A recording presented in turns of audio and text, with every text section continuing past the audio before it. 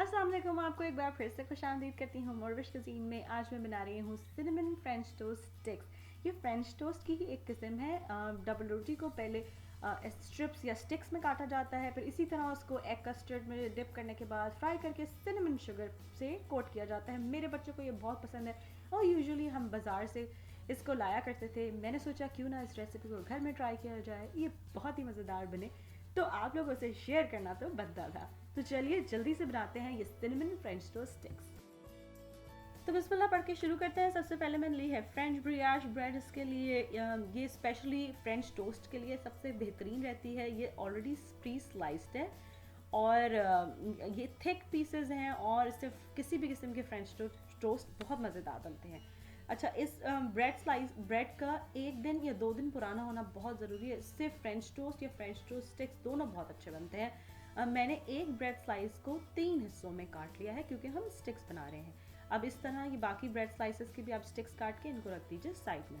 अब एक मिक्सिंग बोल लेंगे और उसके अंदर मैं शामिल कर रही हूँ चीनी और उसके साथ साथ दालचीनी का पाउडर यानी सिनेमन पाउडर, और इन तीनों को अच्छी तरीके से मिक्स करेंगे। इस तरह ये हमारी सिनेमन शुगर का मिक्सचर तैयार हो जाएगा। इसको रखेंगे साइड में। अब एक मिक्सिंग बोल में मैंने डाले हैं अंडे। इसके अंदर मैं शामिल कर रही हूँ दूध। उसके साथ साथ मैं इसके अंदर डालूंगी whipping cream, heavy whipping cream, और इसके बाद मैं इसके अंदर डालूंगी वनीला एसेंस।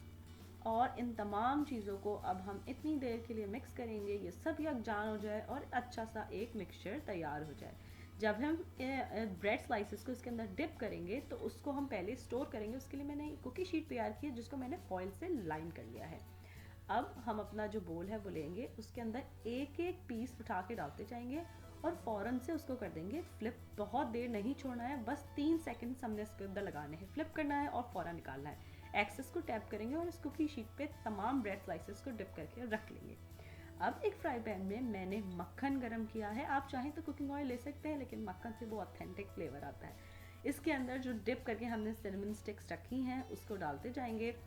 ओवर क्राउड मत करिए, थोड़ा थोड़ा करके जितनी स्पेस है फ्लिप होने की उतनी देर छोड़ दीजिए। जब एक साइड से ये अच्छा सा गोल्डन सा कलर आ जाए और बहुत हल्के से क्रिस्पी से भी हो जाए, फिर हम इसको फ्लिप करेंगे और दूसरी साइड से भी इतनी ही देर के लिए पकाएंगे कि उस साइड से भी अच्छे से पक जाए।